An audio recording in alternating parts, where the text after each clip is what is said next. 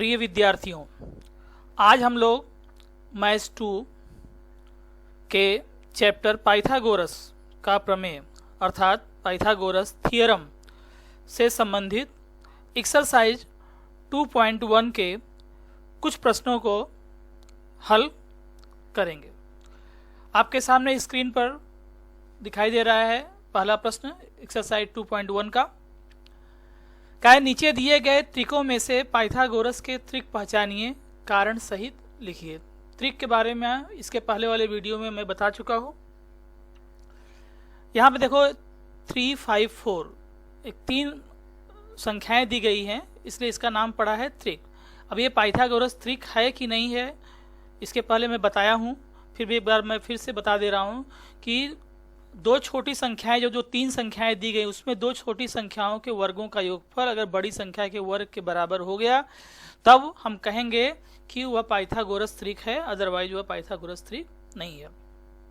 यहाँ 3, 5, 4 दिया है। 3 का स्क्वायर क्या आ जाएगा 9, 5 का स्क्वायर 25, 4 का स्क्वायर कितना हो गया 16। अब देखो छोटा कौन कौन सा है, 3 है और 4 है, तो 3 और 4 का स्क्वायर ऐड कर दो, तो 3 का स्क्वायर प्लस 4 का स्क्वायर इक्वल टू कितना हो जाएगा, 3 का स्क्वायर 9 हो जाएगा, 4 का स्क्वायर कितना हो जाएगा 16 इक्वल टू कितना हो गया 25। अब देखो 25 क्या है, बड़े वाले जो संख्या है उसका भी वर्ग कितना आया है 25, इसका मतलब बराबर हो गया, मतलब कि दो छोटी भुजाओं के वर्गों का योगफल बड़ी भुजा के वर्ग क्या हो गया बराबर हो गया, अर्थात 3 का स्क्वायर प्लस 4 का स्क्वायर इक्वल टू क्या हो गया 5 का स्क्वायर। देखो हमने लिखा है चूंकि बड़ी संख्या का वर्ग अन्य दोनों संख्याओं के वर्गों के योगफल के बराबर है, बराबर आ गया, इसलिए हम कहेंगे कि 3, 5, 4 पाइथागोरस का त्रिक है। एक दूसरा देखो प्रश्न हमने लिया 4, 9, 12 का, 4 का स्क्वायर 16, 9 का स्क्वायर 81, 12 का स्क्वायर 144 हो गया, बराबर।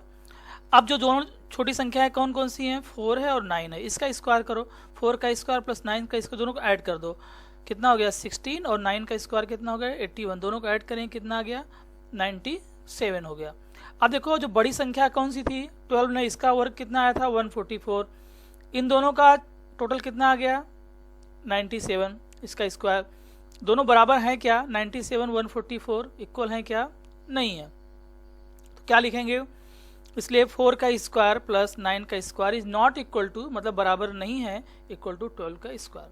इसका मतलब बड़ी संख्या का वर्ग अन्य दोनों संख्याओं के वर्गों के योगफल के बराबर नहीं है, इसलिए 4, 9, 12 पाइथागोरस का त्रिक नहीं है। समझ में आ गया, जब दो छोटी संख्याओं के वर्गों का योगफल बड़ी संख्या के वर्ग के बराबर होगा तभी वह पाइथागोरस त्रिक होगा, अदरवाइज वह पाइथागोरस त्रिक नहीं होगा। अब ऐसे ही आप क्वेश्चन नंबर 3, 4, 5, 6 इसको हमने लिखा है 3, 4, 5, 6 सॉल्व दिस क्वेश्चन योरसेल्फ, आप अपने से सॉल्व करोगे। अगला देखो दूसरा प्रश्न, आकृति में देखो दिया है कि कोण M N P equal to कितना है 90 डिग्री, ठीक। एन क्यू जो है परपेंडिकुलर किस पे है एम पी पर, एन क्यू परपेंडिकुलर है एम पी पर, एम क्यू इक्वल टू दिया है 9, एम क्यू इक्वल टू कितना दिया है 9 और क्यू पी इक्वल टू दिया है 4, तो बोला है एन क्यू का मान ज्ञात करो। जो ये परपेंडिकुलर डाला गया है कर्ण पर, इसकी वैल्यू हमें क्या करना है फाइंड करनी है। तो पीछे ज्यामितीय माध्य की प्रमेय हमने बताया था, इसको ज्यामितीय माध्य की प्रमेय भी बोलते हैं और पुराने बुक में ज्यामितीय माध्य की उपप्रमेय लिखा है, दोनों चलता है, ऐसा कुछ नहीं। देखो त्रिभुज यम एन पी में कोण यम एन पी क्या है 90 अंश है, और 90 अंश से क्या है कर्ण पर लंब डाला गया है, लिखा ना एन क्यू लंब किस पर एम पी पर, तो जो यह कर्ण पर लंब डाला गया है इसका स्क्वायर ज्यामितीय माध्य की प्रमेय में क्या बताया गया था, इसका स्क्वायर मतलब N Q square equal to ये जो कर्ण दो पार्ट में बट रहा है ना, इनके गुणनफल क्या होता है बराबर होता है, मतलब M Q multiply Q P. देखो हमने लिखा है N Q square equal to M Q multiply Q P.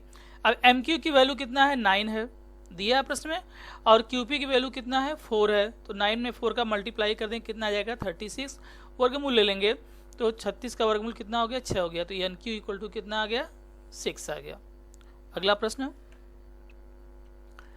Question number 3, क्या आकृति में एंगल क्यू पी आर, देखो यहाँ पे ये वाला एंगल 90 डिग्री दिया है, angle Q P R equal to दिया है 90 डिग्री, और पी एम जो है लंब है, यहाँ लंब का साइन भूल गया बनाना, आप ध्यान रखना कि यहाँ है, तो पीएम लंब है किस पर, क्यू आर पर, और Q dash M dash R मतलब क्यू एम आर क्या है, एक रेखी है। पीएम इक्वल टू 10 दिया है, जो यह लंब डाला गया है, यह किसकी वैल्यू दे दिया है 10। क्यू एम इक्वल टू दिया है 8, क्यू एम इक्वल टू 8 दिया है। तो बोला क्यू आर की वैल्यू, मतलब इस पूरे क्यू आर की वैल्यू निकालना है। तो क्यू आर की वैल्यू निकालने से पहले हम क्या करेंगे, एम आर की वैल्यू निकालेंगे। तो एम आर निकल जाएगा तो क्यू एम में एम आर ऐड कर देंगे तो क्या निकल जाएगा, क्यू आर निकल जाएगा। ठीक, तो first you find M R. देखो त्रिभुज क्यू पी आर में बराबर angle Q P R, angle Q P R equal to क्या है 90 डिग्री है। पीएम जो है परपेंडिकुलर है किस पर, क्यू आर पे, दिया हुआ है। तो क्या करेंगे हम लोग, चूंकि परपेंडिकुलर है ठीक ना क्यू आर पर और 90 डिग्री दिया, तो ज्यामितीय माध्य की प्रमेय लगा देंगे। क्या मिल जाएगा, जो लंब है उसका स्क्वायर मतलब P M square equal to Q M multiply क्या हो जाएगा, एम आर ना, तो दोनों टुकड़े हुए हैं कर्ण के, उनके गुणनफल के बराबर होता है, Q M multiply M are.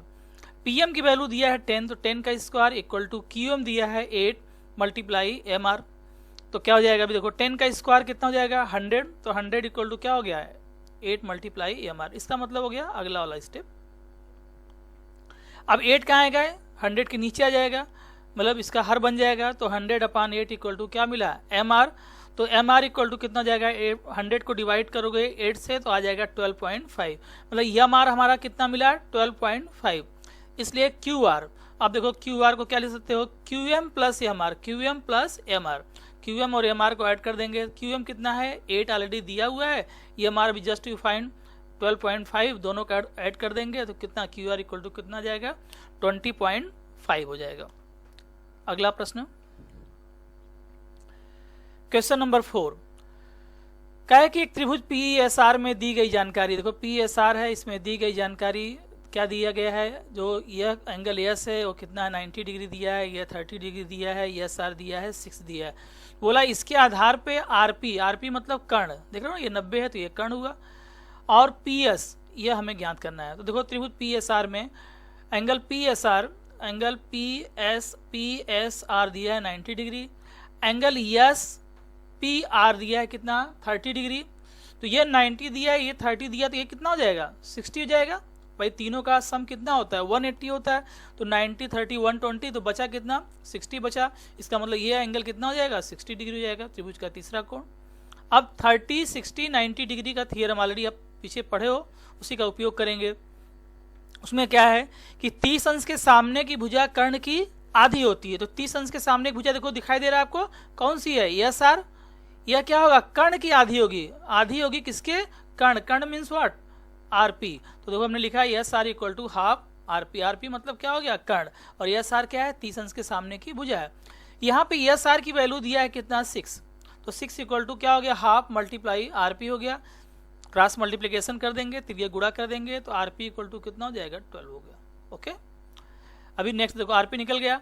अभी आपको ये बताया गया है कि जो 60 अंश के सामने की भुजा होती है, 60 डिग्री के अपोजिट साइड जो होता है वह क्या होता है √3/2 होता है किसका, कर्ण का, मतलब जो हाइपो होता है कर्ण, ठीक ना।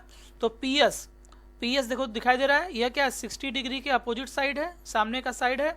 यह क्या होगा √3/2 होगा किसका, कर्ण का, मतलब जो उसका हाइपोटेन्यूज है।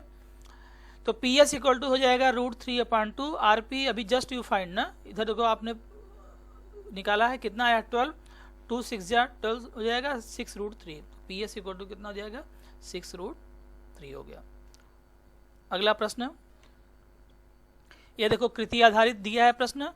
आकृति में 2.2 में दी गई जानकारी के आधार पर ए बी और बी सी ज्ञात करने के लिए नीचे दिए गए कृति पूर्ण करो। A B equal to B C, यहाँ ब्लॉक दिया है, इसे देखो एंगल बी ए सी यहाँ ब्लॉक है, फिर यहाँ सब 1 2 3 4 5 6 ये सब ब्लॉक्स क्या है भरने। तो देखो A B equal to B C, ये हमारा क्या है दत्त है। दत्त कैसे है, यहाँ पे देखो दिया ना symbol A B equal to B C, और यहाँ पे कर्ण दिया है √8। तो दोनों बराबर, तो इनके सामने कोण भी क्या होंगे बराबर हो जाएंगे। A B equal to B C है तो इनके सामने का जो एंगल होगा वो क्या होगा बराबर होगा। तो यह 90 डिग्री होगा, बचा कितना 90, चूंकि तीनों का सम कितना आना चाहिए 180, तो एक तो 90 है निकल गया, अब बचा हमारा कितना 90, मतलब इन दोनों को मिला के कितना होना चाहिए 90। अब चूंकि दोनों बराबर है तो प्रत्येक कितना आएगा 45, तो एंगल बी ए सी कितना हो गया 45 हो गया। तो ये 45 हो गया, ये 45 हो गया। अभी जस्ट इसके पहले आप पढ़े हो 45 अंश 90 अंश की प्रमेय से 45 90 डिग्री थ्योरम। उसमें क्या है, 45 अंश के सामने की भुजा कर्ण की 1/√2 गुनी होती है, 1/√2 गुनी होती है, ठीक। तो ए बी भी देखो 45 के सामने भुजा है, बी सी भी क्या है 45 के सामने भुजा है, तो A B equal to B C equal to क्या हो जाएगा 1/√2 मल्टीप्लाई ए सी, ठीक ना। अब देखो A B equal to B C 1/√2, A C की वैल्यू दिया है क्वेश्चन में, कितना दिया है √8 दिया है, तो 1/√2 मल्टीप्लाई √8 हो गया। अब देखो अब अगला स्टेप क्या आएगा, A B equal to B C equal to 1/√2 और √8 को लिख सकते हो 2√2। ये कैसे आया, करणी में 8 का मतलब हो गया 4 × 2, 4 का वर्गमूल कितना हो गया 2 बाहर हो गया, ठीक ना। ये देखो बाहर हो गया तो बचा कितना 2, करणी में 2, मतलब करणी में 2 बच गया। अब देखो करणी में 2 से कैंसिल हो जाएगा, तो A B equal to B C equal to क्या मिला हमको 2 मिला, बराबर। आज का वीडियो अभी समाप्त हुआ। वीडियो को बार बार देखिए और उसको समझने का प्रयास कीजिए। अगर अच्छा लगे तो उसे लाइक करो, शेयर करो और सब्सक्राइब करो। धन्यवाद।